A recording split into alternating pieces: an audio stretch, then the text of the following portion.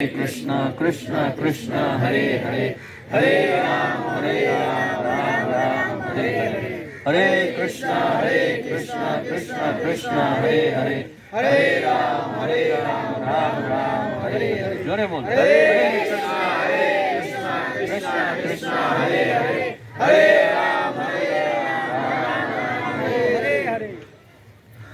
तो हम अत्यंत पवित्र धाम श्री डाकोर धाम में हैं और यहाँ की कथा सुनेंगे, यहाँ की महिमा सुनेंगे तो यहाँ का महत्व हमें समझ में आएगा और फिर हम जो भी दर्शन करेंगे उसको बहुत श्रद्धा और प्रेम भाव के साथ करेंगे। तो इसलिए जहाँ भी हम जाते हैं उसकी महिमा या महत्व सुनना बहुत ज़रूरी होता है।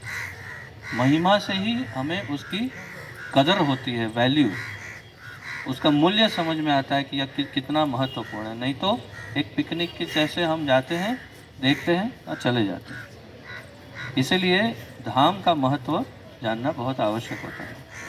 अब यहाँ जहाँ हम बैठे हैं इस वक्त, मेरे पीछे गोमती तालाब है, श्री गोमती तालाब। तो ये प्राचीन काल की कथा है, महाभारत काल की।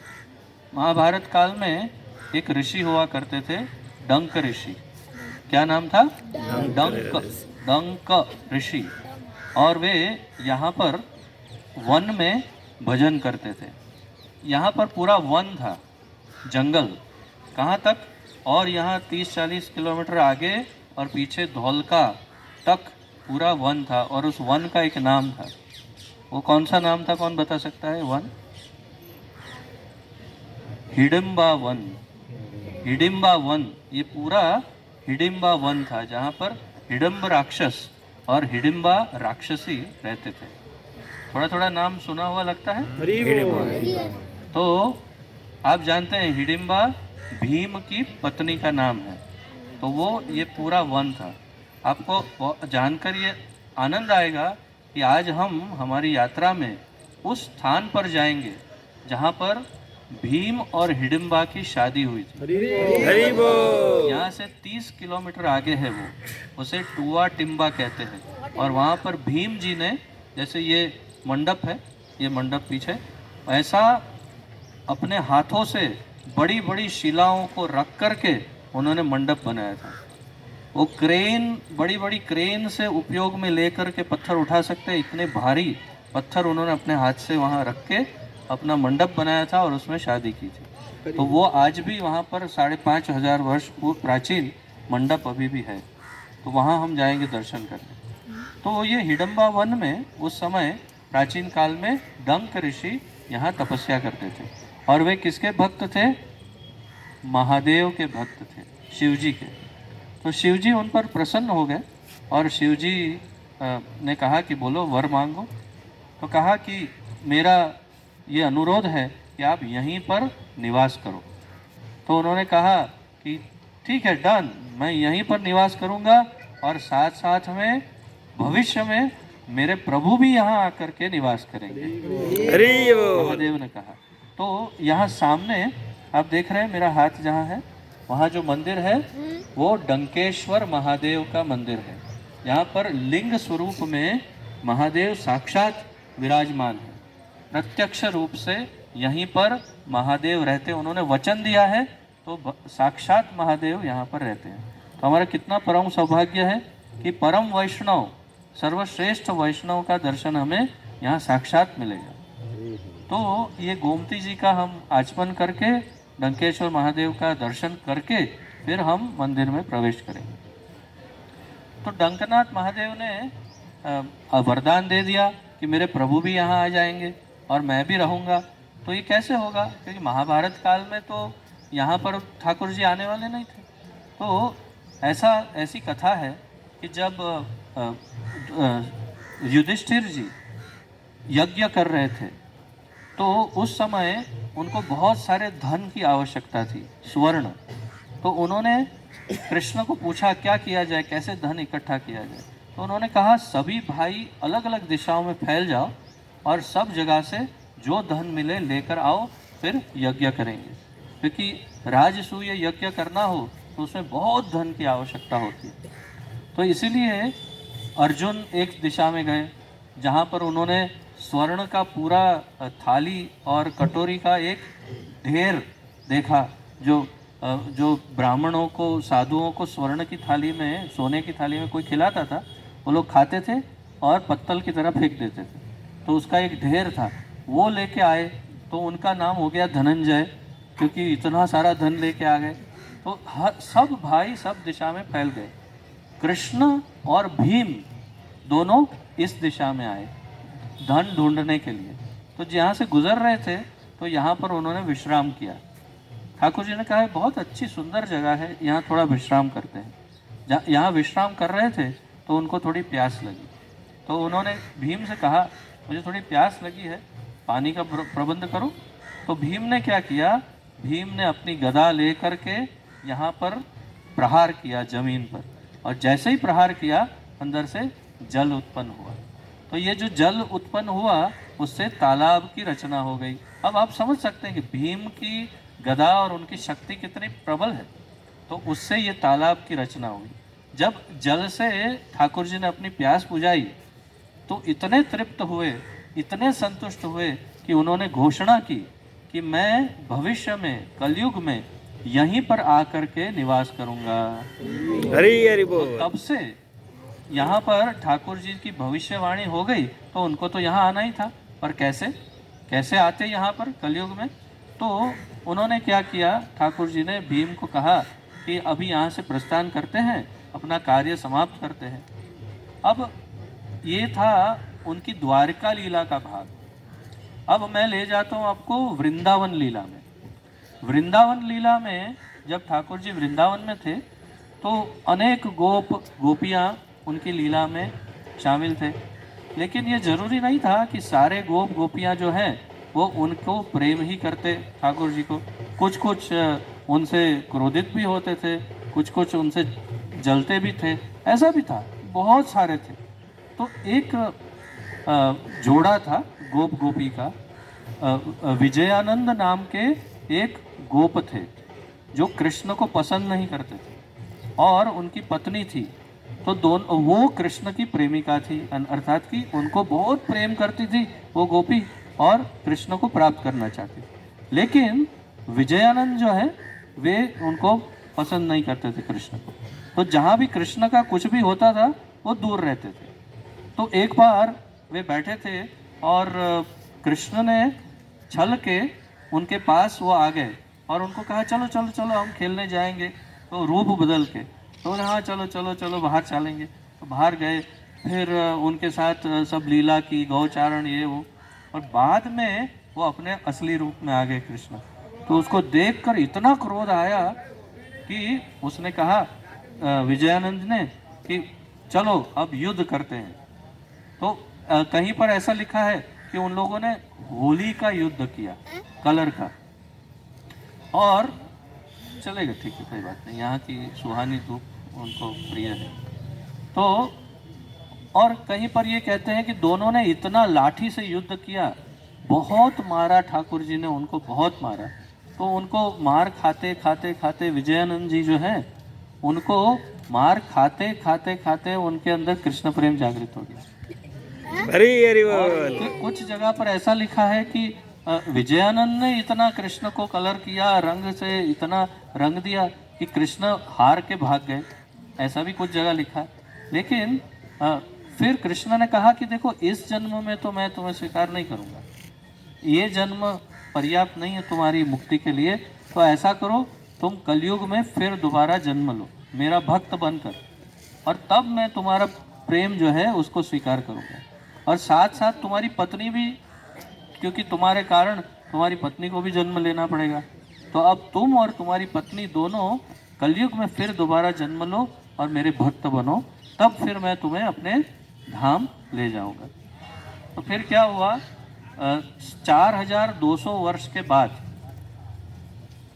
कृष्ण के 4200 वर्ष के बाद, अभी हम लगभग 5,500 वर्ष पहले कृष्ण हुए, तो मतलब करीब करीब 800 से 1000 वर्ष पूर्व की बात है ये। तो तब यहाँ पर एक छोटे से गांव में, जहाँ डंकनाथ महादेव ऑलरेडी थे, यहाँ छोटा गांव भी था, तो यहाँ पर विजय विजयानंद बोडाणा नाम के एक भक्त हुए। क्या नाम था? विजयानंद बोडाणा, बोडाणा। और उनकी पत्नी थी गंगा सती। तो वो दोनों यहाँ पर निवास करते थे। वो क्षत्रिय थे, लेकिन बहुत ही गरीब थे, बहुत ही गरीब थे। उनको खाने पीने की भी बहुत तकलीफ थी। लेकिन वो इतने कृष्ण भक्त थे, उन्होंने नियम लिया था कि हर वर्ष यहाँ से पैदल द्वारका जाएंगे, सर पर तुलसी धारण करके। सर के ऊपर रखेंगे तुलसी का गमला और तुलसी को धारण करके चल के पैदल द्वारका जाएंगे, दर्शन करेंगे और फिर वापस आएंगे हर वर्ष। तो उन्होंने 72 वर्ष 72 ईयर्स तक ये किया। और इतने वृद्ध हो गए कि फिर उन्होंने जाकर के वहाँ द्वारकाधीश को कहा कि द्वारकाधीश अब हम नहीं आ पाएंगे, तो हमें क्षमा करिएगा, क्योंकि अब हमारे शरीर चल नहीं रहे इतना। तो स्वप्न में द्वारकाधीश ने उनको कहा कि ऐसा करो, मैं तुम्हारे साथ चलता हूँ, तुम मत आओ, मैं तुम्हारे साथ डाकोर चलता हूँ। अरे क्या? हाँ, मैं डाकोर चलता हूँ, तुम ऐसा करो, एक बैलगाड़ी का प्रबंध करो, बैलगाड़ी लेकर, बैलगाड़ी समझते हैं? बैलगाड़ी लेकर के तुम आओ द्वारिका, और द्वारिका से हम दोनों साथ में चलेंगे डाकोर। बोले पक्का ऐसा ही करेंगे? हाँ हाँ, तुम आओ तो सही, मैं तुम्हारे साथ चलूँगा। तो फिर बोडाणा जो भक्त थे वो डाकोर में आए। डाकोर में आकर के सभी गांव वालों से बोलने लगे कि कोई एक बैलगाड़ी दे दो, बैलगाड़ी दे दो। वो क्या करेंगे बैलगाड़ी? बोले द्वारकाधीश को लेके आना है। बोले गए, अभी ये बूढ़े हो गए, अभी हो गया। तो फिर भी एक बहुत ही टूटी फूटी सी बैलगाड़ी किसी ने उनको दी। बोले चलो ले जाओ, अब जो भी हो जाइए। वो गए द्वारका। द्वारका पहुँचे तो वहाँ पर यहाँ वहाँ के जो ब्राह्मण थे, पुजारी ब्राह्मण सब, उन्होंने पूछा अरे अभी तो आए थे, क्यों वापस आए? बोले नहीं, वो द्वारकाधीश को लेके जाना है। बोले हाँ, द्वारकाधीश को मैं लेके जाऊंगा, मेरे साथ चलेंगे। बोले ये बेचारे, इनकी मनोदशा ऐसी हो गई, अब कोई लेकिन बोले देखो ऐसा है कि भक्तों का और भगवान का रिश्ता जो है ना, वो हमेशा बहुत संदिग्ध, डाउटफुल रहता है, कुछ बोल नहीं सकते। अभी अगर बाई चांस चले गए तो एक काम करो, देखो रिस्क नहीं लेना है, भले ये बूढ़े हैं, इनके साथ कहाँ जाएंगे, लेकिन फिर भी एक काम करते हैं, जब तक ये द्वारका में है ना, सारे दरवाजे और सब कुछ लॉक करके पहरेदारों को बिठा दो। हाँ ठीक है, ये ठीक। तो क्या किया कि रात हुई और सभी पहरेदारों को सतर्क कर दिया और बड़े बड़े ताले लगा दिए मंदिर में, ताकि द्वारकाधीश जाए नहीं। एखाने सुनो, बातें मत करो। तो क्या हुआ फिर? अब ये द्वारकाधीश जो है, वहाँ पर द्वारिका में जो विग्रह थे, वो कौन से विग्रह थे? भगवान के प्रपौत्र, उनके पुत्र के पुत्र के पुत्र वज्रनाभ जी ने जो अनेक विग्रह स्थापित किए थे, उसमें से एक ये द्वारकाधीश है। जो द्वारकाधीश थे उस समय वहाँ पर, वो वज्रनाभ जी द्वारा स्थापित द्वारकाधीश थे। तो ये बहुत बड़ा विशाल विग्रह, और काले पत्थर का उनका स्वरूप, और वजनदार, 15-20 लोग भी शायद ही उठा पाएंगे, इतने भारी। तो कैसे जाएंगे? सब सो गए। रात्रि हुई तो ठाकुर जी ने बोडाणा को जगाया। बोले जागो, आओ, मुझे ले जाओ। तो बोडाणा भक्त जो है वो जाके और फिर मंदिर की तरफ जाने लगे। देखा तो सारे पहरेदार सब के सब सो गए, और जितने ताले थे सब ताले खुल गए, सारे दरवाजे खुल गए। जैसे बचपन में भागे थे भगवान, याद है ना, जेल में से, ऐसे ही अभी फिर भागे। तो जैसे ही बोडाणा वहाँ गए तो उनको बोला उठा लो, और एक हाथ से ऐसे उठा लिया ठाकुर जी को, और अपने पास ले करके बोडाणा चढ़ने लगे। अब देखो 72 साल की उम्र के बूढ़े, और इतना विशाल विग्रह, उनको उठा के चल दिए, गाड़ी में रखा। जैसे गाड़ी में रखा, बैलगाड़ी में, तो ठाकुर जी ने कहा एक काम करो, तुम थक गए हो, अभी रात्रि है ना, तुम सो जाओ, मैं गाड़ी चलाता हूँ। Are you sure? आप चलाओगे? मैं सो जाऊँ, आप चलाएंगे? हाँ। तुम सो जाओ, मैं गाड़ी चलाता हूँ, मैं थोड़ा फास्ट चलाऊंगा। बोले ठीक है। तो बोडाना सो गए और ठाकुर जी बैलगाड़ी चला रहे। वहाँ से कहते हैं कम से कम 1 सप्ताह लगता था बैलगाड़ी से आने का, 1 सप्ताह या उससे भी अधिक। तो जैसे ही सुबह हुई तो बोडाना की आँख खुली, बोले कहाँ है ठाकुर जी, हम कहाँ पहुँचे? तो पहुँच गए ठाकुर, डाकोर ये सामने 3 किलोमीटर आगे डाकोर है। बोले तो फिर चलो ब्रश करते हैं। तो वहाँ पे एक नीम का पेड़ था, वहाँ से डाली को भगवान ने तोड़ा और फिर दोनों ने उससे दातुन किया, ब्रश किया। आज भी उस नीम की एक शाखा एकदम मीठी है, आप उसमें से तोड़ो पत्ते, खाओ, चबाओ, बहुत ही मीठी है।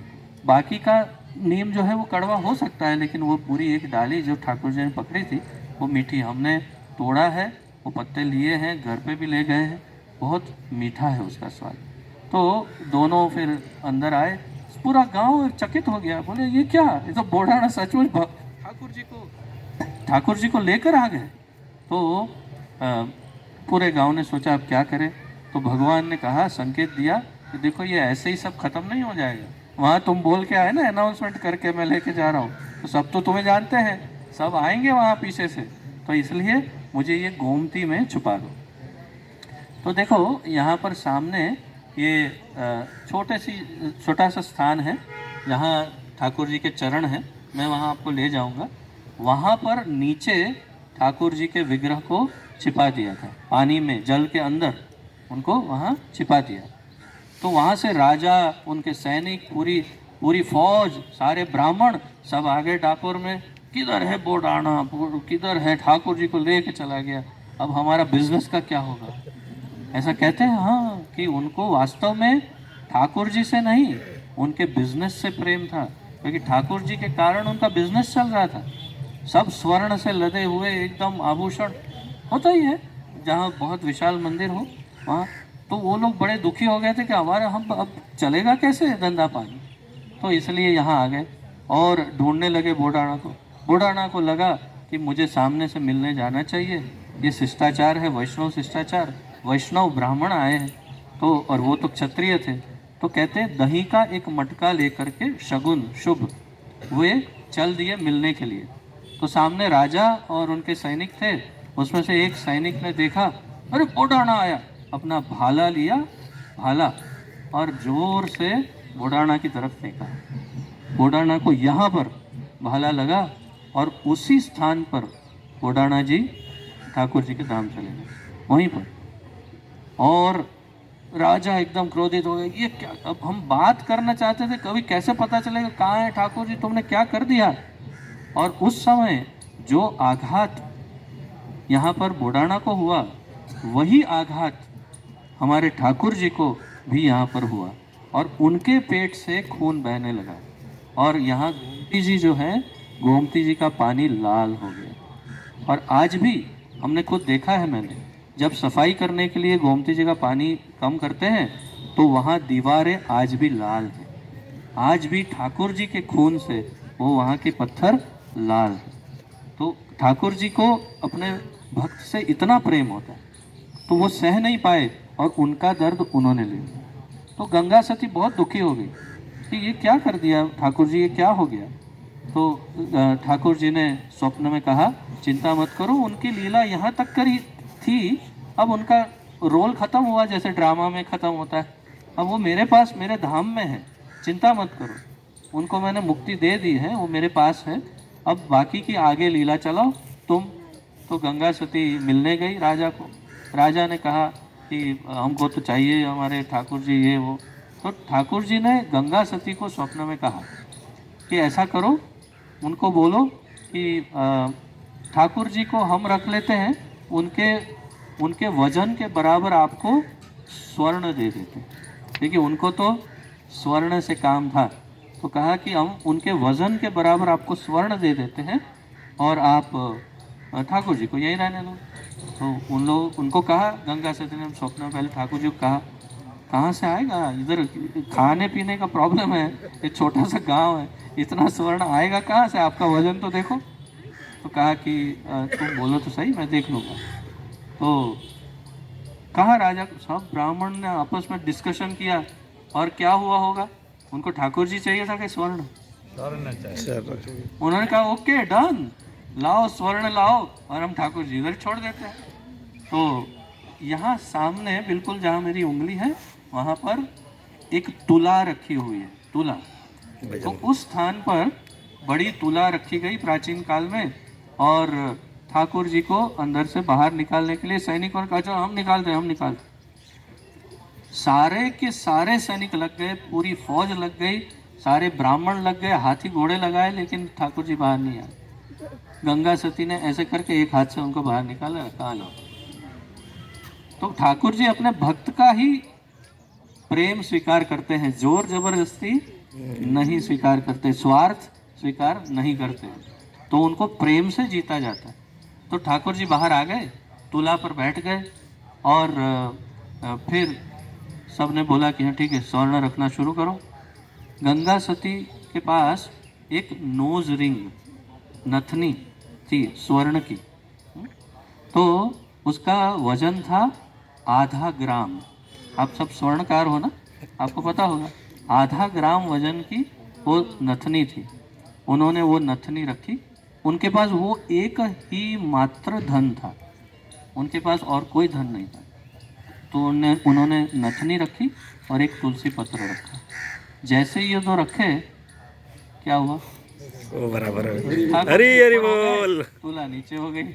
अरे जो रोए ब्राह्मण, अरे क्या हो गया, हम तो लुट गए, बर्बाद हो गए, हमारा पूरा धन चला गया, ठाकुर जी भी चले गए। अब हम ना धन से भी हाथ धोए हमने, और ठाकुर जी से भी हाथ धोए, अब क्या करें। नहीं, बोला जब आपने वचन दिया था तो हमने दे दिया, ये ले जाओ नथनी, और ठाकुर जी इधर। तो ठाकुर जी इतने चालाक हैं, स्वार्थी लोगों का साथ नहीं देते ठाकुर जी, लेकिन वो लोग बहुत ही पछताए, बहुत रोए, और उसमें कुछ तो शुद्ध भक्त होंगे ही। तो ठाकुर जी ने उन्हें स्वप्न में आदेश दिया, ठीक है चिंता मत करो, 6 महीने के बाद ये वावड़ी होती है ना, वाव एक कुआं, स्टेप वेल, तो मैं वहाँ पर प्रकट होऊंगा, और 6 महीने के बाद सेम टू सेम, और आप मेरा विग्रह का वहाँ स्थापना कर देना और पूजा करना। तो बोले ठीक है। तो सब यहाँ से चले गए, ठाकुर जी को कर दिया यहाँ स्थापित। अब क्या हुआ, वहाँ पर 6 महीने हुए नहीं थे, और सब लोगों को हुआ ये ठाकुर जी तो बड़ा छलिया है, हम हमेशा छलता रहता है, पता नहीं इस बार भी छल रहा है, क्या हुआ क्या नहीं। देखो एक बार जाके ट्राई देखे तो सही कि वास्तव में वहाँ भाव में कुछ है भी या नहीं। तो 6 महीने से पहले ही 5वें या चौथे महीने में वो लोग अंदर घुस गए वाव में, जाके देखा तो ठाकुर जी का विग्रह थोड़े सा कद नीचा, और उनके नेत्र अभी डेवलप नहीं हुए थे, और इस प्रकार से ठाकुर जी जो है वहाँ पर उनका विग्रह छोटे कद में वहाँ पर बन रहा था। नहीं, ठाकुर जी ने 6 महीने का टाइम दिया था ना, लेकिन 6 महीने से पहले प्री मैच्योर जिसे कहते हैं, मतलब प्री मैच्योर ठाकुर जी को देखा, अरे ये तो विकसित ही नहीं हुए, क्या करें। लेकिन अब जब देख लिया है तो क्या करें, ठाकुर जी ने आदेश दिया, जैसा देखा है मुझे वैसे लेके जाओ और मुझे स्थापित कर दो। तो इसीलिए जब द्वारका अब गए होंगे, अभी तो गए सब महात्मा लोग मुँह में छोड़कर, तो आप लोगों ने देखा होगा कि उनके नेत्र नहीं है, देखा नेत्र नहीं, किसने नहीं देखा बताओ, किसने नहीं देखा। नहीं, जो द्वारका गए और ये नहीं देखा कि उनको नेत्र है कि नहीं, उनको नेत्र नहीं हुआ, दर्शन नहीं हुआ, अच्छे से नहीं देख पाए। बताओ, द्वारका गए और अच्छे से नहीं देख पाए, उनको नेत्र नहीं दिए गए हैं, और उनका कद बहुत छोटा है, जबकि यहाँ जो रणछोड़ राय है उनका कद बहुत ऊंचा है, बहुत ही लंबे हैं, और बड़े बड़े सुंदर, इतने बड़े कमल नयन हैं उनके, कमल जैसे, पंखड़ियों जैसे सुंदर नेत्र है। एक बार देखेंगे तो चिपक जाएंगे, फिर बड़ा मुश्किल होगा वहाँ से नेत्रों को, अपने नेत्रों को वहाँ से हटाना, इतने मोहक है। तो वो द्वारकाधीश वहाँ, और ये द्वारकाधीश यहाँ पर आए और अपना नाम भी बदल गया। क्यों नाम बदल गया? क्योंकि वहाँ से भाग कर आए ना, रण छोड़ कर आए, इसलिए उनका नाम हो गया रणछोड़। रणछोड़ राय की जय। ओ रणछोड़ राय की जय। उनका नाम हो गया रणछोड़ राय। तो वो मूल द्वारकाधीश का विग्रह है यहाँ पर, और वहाँ भी जो है वो भी द्वारकाधीश है, लेकिन जो वज्रनाभ जी द्वारा स्थापित द्वारकाधीश है वो अब यहाँ पर है। तो अब बताइए अब हम कितने भाग्यशाली हैं। हरी हरी बोल। साक्षात दर्शन ठाकुर जी के हमें आज प्राप्त होंगे। तो नियम है कि हम यहाँ पर पहले चप्पल जूते उतारेंगे, गोमती जी का आचमन करेंगे, प्रणाम करेंगे गोमती जी को। पैर गोमती में नहीं टच होना चाहिए। अगर पैर टच हो जाता है तो पूर्ण स्नान करना आवश्यक है। ये शास्त्र नियम है, शिष्टाचार है कि हम यदि उनको पैर छू लेते हैं तो पूर्ण स्नान कर लेना चाहिए। समुद्र की तरह अंदर पैर डुबा के बैठना नहीं चाहिए। तो प्रणाम करके आचमन करिए, फिर डंकनाथ महादेव से आशीर्वाद लेंगे, उनसे अनुमति लेंगे। फिर वास्तव में तो हमें लक्ष्मी जी का यहाँ मंदिर है, लक्ष्मी जी का, उनका भी अनुमति लेनी चाहिए, लेकिन हम पहले द्वारकाधीश यानी डाकोर धाम में रणछोड़ राय का दर्शन करके फिर लक्ष्मी जी के पास जाएंगे और फिर हम प्रसाद प्राप्त करने जाएंगे। और अंत में हम यहाँ अत्यंत प्राचीन एक नरसिंह देव के मंदिर में भी जाएंगे। ठीक है, सबको आनंद आया कथा? हरी हरी बोल।